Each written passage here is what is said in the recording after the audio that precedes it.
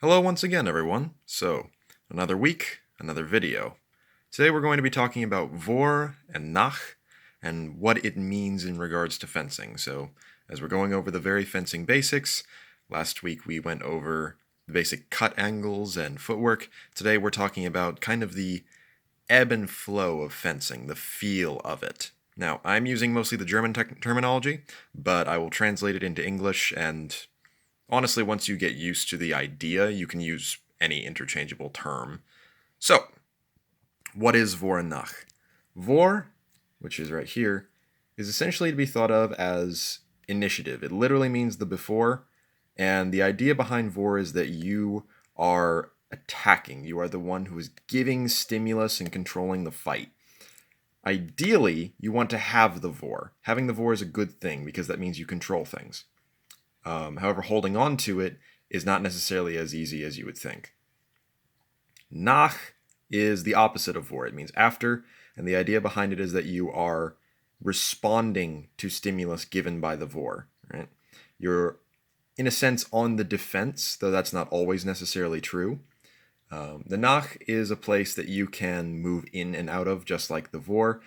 It's not necessarily a bad place to be, and you can even be in the Vor from the Nach, but we'll talk about that in a moment. Now, Indes is the weird one, and the one that's not talked about a whole lot. Indes, which has been translated a million different ways, is basically thought of as in the moment, instantaneous. The way I think of it that makes the most sense is Indes is the moment where you shift from one of these to the other. So if he has the Vor and I am in the Nach, and I do an action, that's Indes, that moment where we trade places and the slide shifts. So, let's look at some examples of Vor and Nach and how they trade out, and learn about some pitfalls as well. Because once you get a sense for this, everything makes a lot more sense. But it's one of those that you've got to have broken down and then experiment with. So, I've done some lovely stick figure drawings. So, first off, we have two guys standing out of distance of each other. Both have taken similar guards. Which one of them has the Vor? At the moment, neither of them. They're standing out of distance. No one is giving anyone a particular stimulus, so this is just even. Now, that changes when we move on to the next bit. So, the guy on the right, this guy, has come forward and attacked. Now, what he's done here is he has essentially seen the opening presented by this guy and gone, okay, I'll take that, stepped forward resolutely, and attacked. Now, this guy has not been hit. He has parried. Does that mean that the fencer on the right has now lost the Vor? No. It depends upon how that parry goes. So, in this case, if he steps forward and the parry is just average, he hasn't immediately changed anything. He's just prevented himself from getting hit by the sword. This guy is still in the Vor and should continue working along his blade and trying to attack. Essentially, think of it like having him on the back foot. You've come out, you've given him something he has to respond to, he has done so. You don't just let that go. You keep hunting him. You keep pushing and seeking the next opening. A lot of German, at least, fencing treatises compare fencing directly to hunting. And this is one of those great examples of why that makes sense. Once you get the prey running, you don't stop chasing him until he's exhausted. So, in this case, he came forward, he attacked, this guy parried, but he hasn't parried well enough, so this guy should do whatever action makes the most sense for him. So in this case, he parried kind of neutrally, he should wind up and hit him. If he parried wide, then he should take off and hit him, right? So you have a couple different options, really. Now, if instead this guy parried well, that's different. If he parries well and now has, this guy on the right in not a great position to launch another attack, then that's the moment of Indes. Now, it's not necessarily amazing. Like, for example, if he parries well and doesn't do anything, he's not going to magically be in the Vor. If he parries well and then riposts, then he would be taking the Vor back, and this guy needs to make a very important choice, which is accepting being in the Nach. But you just said being in the Nach was a bad thing. Not necessarily. Being in the Nach just means you accept that they are the ones in control of the fight for the moment. If someone is attacking me and I go, no, I'm attacking you, we're going to end up in a double. And 2 dead fencers doesn't help anybody. So, if the Vor has been taken from me, like here, he's parried well and he's about to come back at me, I need to accept that I'm in the Nach and go, okay, I'm going to focus on defending well like he did so I can take the Vor back. So, hopefully that makes sense. Now let's look at another example. So, this is one of the examples of kind of being in the Nach but having the Vor. So, the fencer on the left here has started out in a different guard. Now, when you trade guards, you're not just opening up what kinds of attacks you can do, you're also dictating what openings you give. So, this guy stays in High Vom Tag, this guy moves down to Flug. Right? So, high guard, plow. Now, he has his point forward, which means that this guy needs to attack at his center line. Right? So, because he's moved into plow, he feels a little more confident. He has dictated what this guy can do to him. He can't just ober him like he did before. He has to actively deal with the point that's presented at his face. So this guy has already taken the Vor by dictating that, but he can make it better.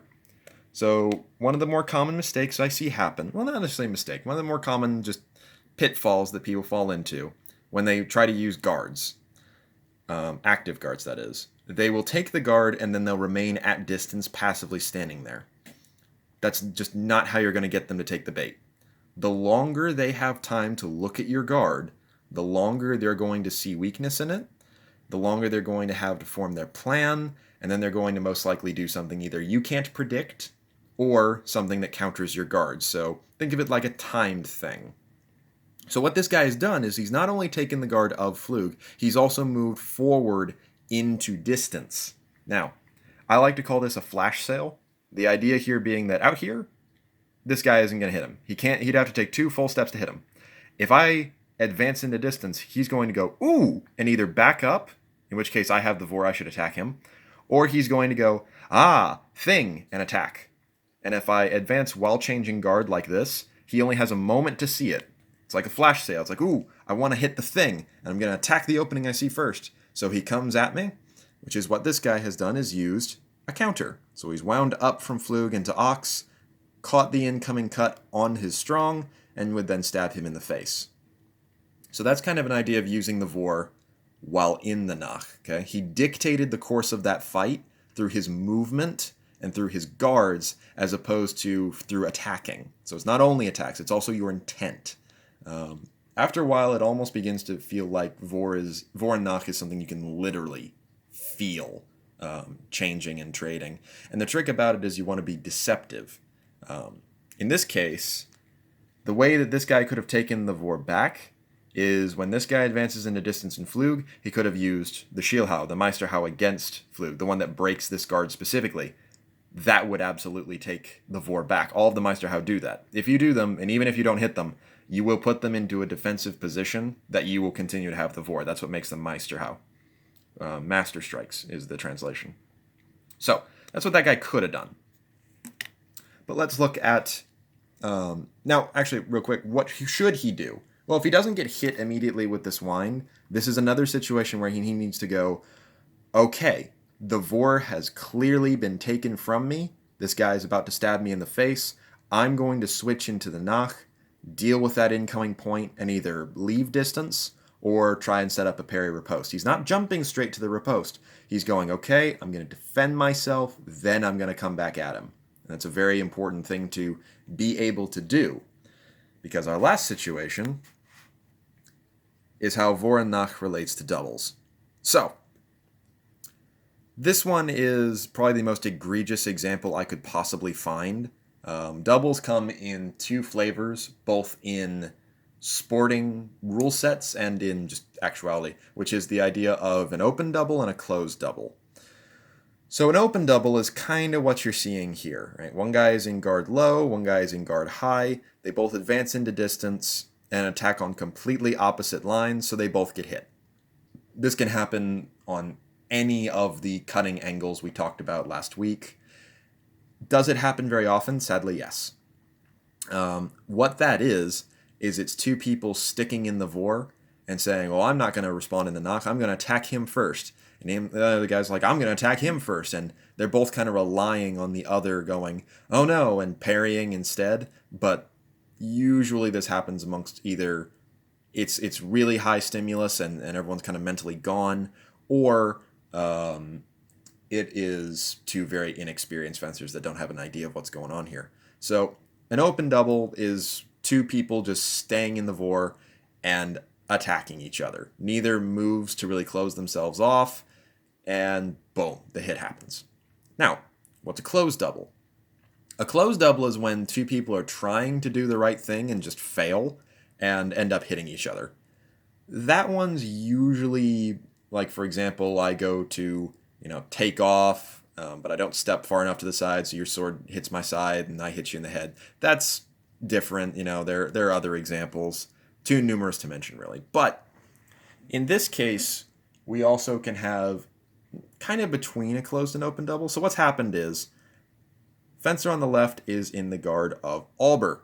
The counter against Alber is to cut high, forcing the guy in Alber to defend himself.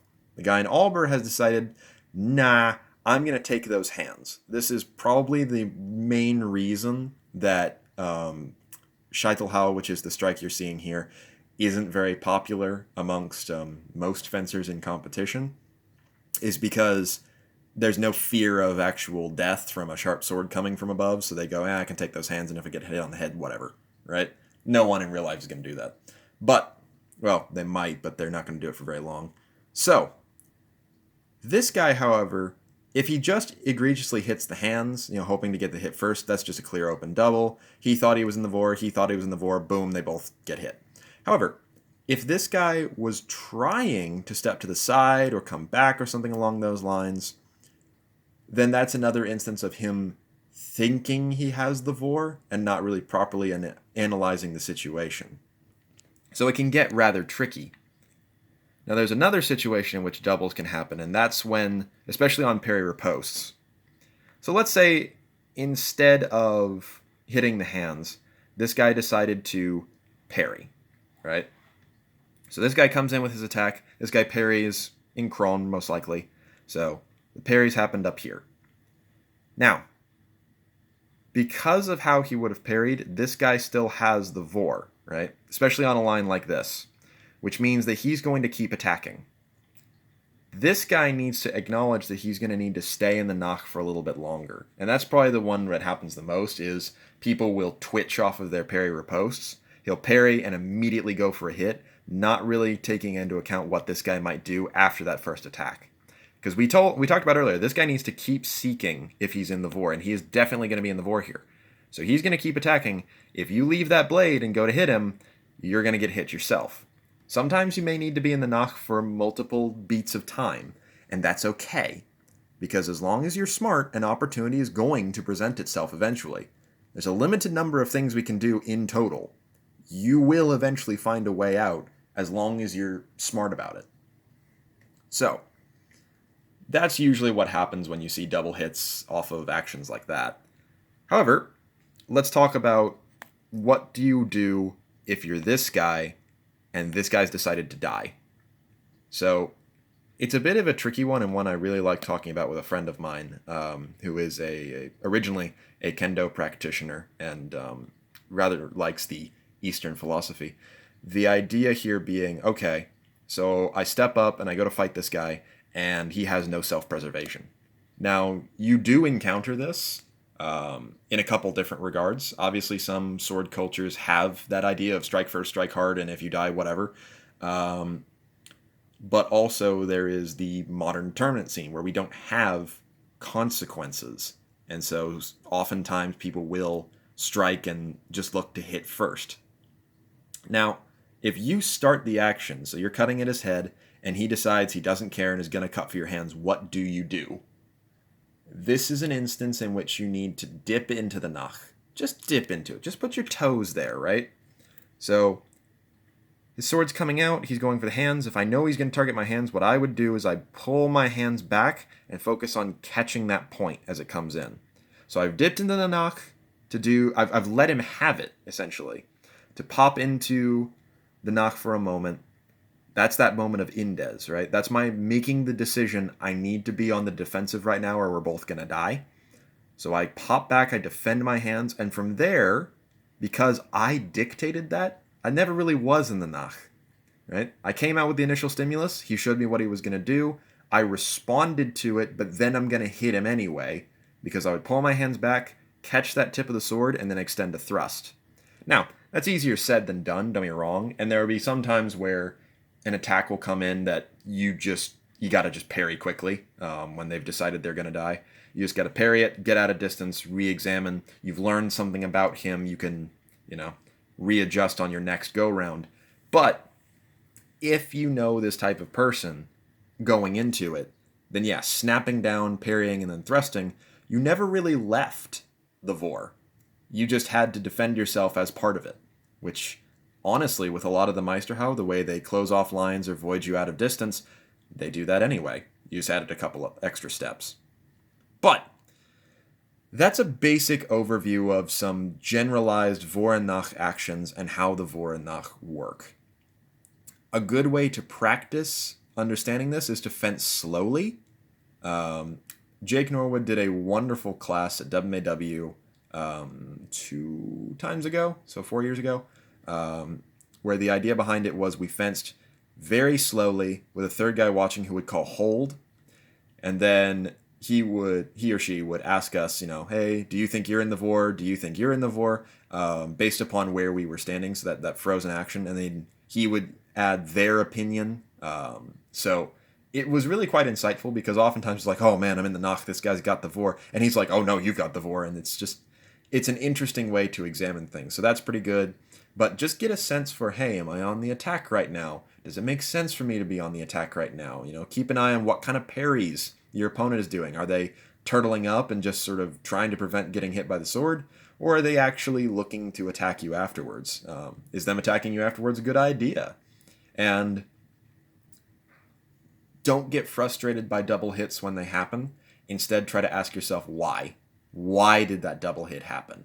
Did one of us forget where he was? Was it just an accident? Because generally, most of the time, it's one of you chose to die unintentionally or intentionally. Didn't really weigh the consequences. But that's Vor and Nach. Hopefully, my next couple of videos, I won't be forcing you to stare at my terrible drawings. But we will talk about some other topics another time. Thank you for watching.